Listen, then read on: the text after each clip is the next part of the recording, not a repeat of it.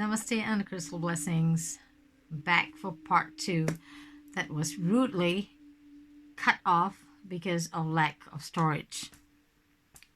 I can't use my other phone, my Motorola, because it has some resolution problem when there's lack of light, so I have to use my Huawei, and yes, it's limited storage. So let's jump into the planet cards. Like I said, it's so simplified. You can know the energy of the planets, how it's influenced, if it's in your birth chart, and if it's, your ruler planet. So Jupiter is the primary ruler of Sagittarius. Okay, it's known as the wise teacher. The keywords for it is fortunate, wise, expansive, philosophical, enlightened, worldly. This is Jupiter. Okay, it's a fire sign in the zodiac of Sagittarius. So Jupiter represents abundance, optimism, and possibilities. It personifies wisdom and knowledge. Jupiter's energy is a grand and magnificent manifester. It is the planet of good fortune, assisting you in making your hopes and wishes come true. When you specifically focus on what you want and then take mental or physical action, Jupiter will support your efforts and provide opportunities. Jupiter's insight is philosophical and expansive. Its enlightenment assists you in making wise choices that may bring joy, prosperity, and health. Okay, these are, if you look online for the meaning of Jupiter, this is what you get. Okay, beautiful, benevolent energy.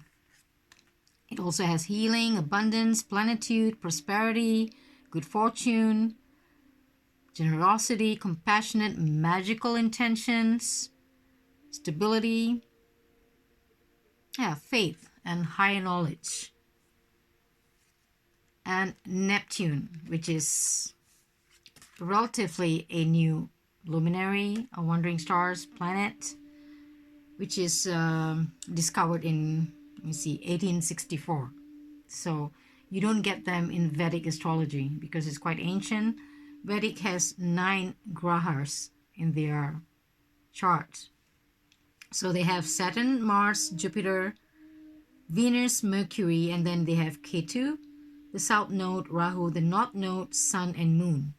Okay, if you follow the Vedic astrology, that is their 9 aspects of the zodiac, which is important. So Neptune is, but the modern Vedic astrologers still use Neptune, incorporate them in their charts. And it's known as the preserving force behind everything. That is according to Vedic astrology for Neptune. So let's see. Neptune is the primary ruler of Pisces. So coming into the Pisces sign this time. It's like going back home, coming home. So Pisces is the visionary. Okay, Jupiter is the wise teacher. Neptune is the visionary. The keywords are mystical, intuitive, spiritual, receptive, conscious, inspirational. Neptune represents illusions, dreams, and intuition. Its ability to sense the unseen is subtle and mysterious. Neptune is perceptive and compassionate. Neptune's energy is dreamy. Fanciful concepts and ideas from your imaginations are formed in Neptune's realm. These sparks of genius can be used for fun, fantasy, or to bring your creative thoughts to productive fruition. Neptune's insight is visionary. This enlightened consciousness enables you to perceive reality with a more spiritual understanding. When you trust your senses, Neptune's gifts guide you in making inspiring choices to fulfill your deepest aspiration. Okay, this is Neptune. And also Neptune has a flip side. Okay, if it's used, or if it's, in your chart and it's not favorable, it's against you, then it can be deceptive, deception, disillusionment, propaganda, escapism via addiction, and utter oblivion.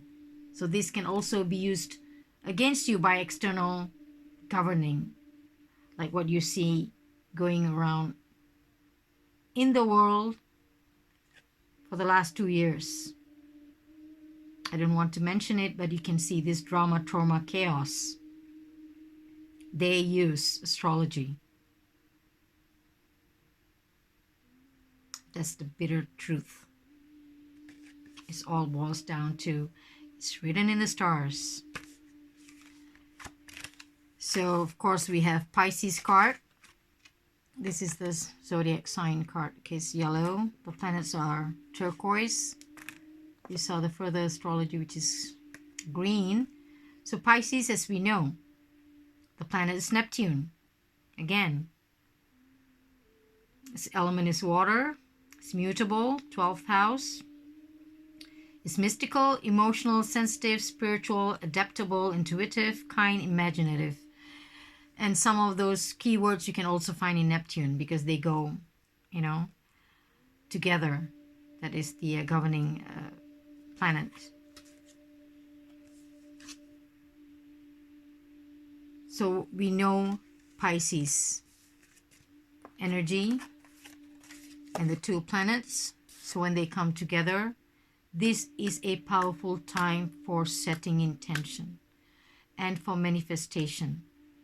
Truly, we can take advantage in a good way for this beautiful celestial meeting to apply in our lives. Not selfish at all. Like I said, it has to come from here, from a place of love, from a place of unconditional love for the highest good. When we set an intention, why? Why are we manifesting certain things? What is the outcome? So it has to come from this place, always. And you'll never go wrong from this heart chakra. So I would like to, for this beautiful energy of this conjunction, and do not forget, if you still have time, because when this conjunction or anything like, seasons and eclipses, full moon, new moon, from that particular date set, the energies are before and after a few days, sometimes even a week. So those who are sensitive to energies, they can feel them. So if you want to set intention, if you've already done it, if not, you still have time. But if you come across this video after a few days after the conjunction, you still can do it. It's not written in stone, it's written in the stars. The energies are there. So we can use this. And if you have heard of this 369, I read it actually because I'm not into TikTok or stuff like that. So it's quite popular, trending in TikTok, this 369 intention setting. As you know, these are a very powerful number. Also said by that one true genius that ever lived in modern times, the late Nikola Tesla, has said that if you want to know the secret of the universe, it's 369. So the intention setting of 369 is, you can write down your intentions, what you want to manifest, whether it's just one or two or many, it's up to you. So you can write it down 3 times in the morning, right after you wake up, because the energies are good as you rise up from those dream time. It's a very powerful time indeed to write down an intention, and also before we go to bed. So this 369 is, you write your intention 3 times in the morning. If you're not an early riser, you're not a morning person, you need coffee and all that, take hours before you wake up, it's okay. You can do it later. But it's just that you can split this up 3 different time zone of your 24 hours, you know. So write it 3 times in the morning or during the day, whatever time that suits you. 6 times in the afternoon, and 9 times before bed or night. If you sleep at 3 o'clock in the morning, whichever is your night time before your bedtime. So if you can practice this 369, I've not done that. I just read about it. I was like, oh, okay, that's cool. A very powerful combination, 369.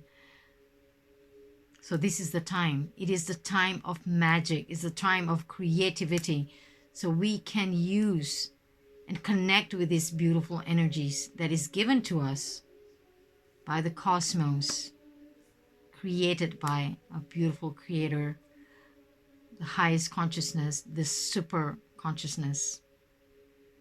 So I'll come back for, you know, some of the card deck that I've chosen to do the reading for this beautiful energy. Is the Priestess of Light. Oh, this light. Priestess of Light. Precious Gem Oracle to connect with our crystal beings. And the Sacred Spirit.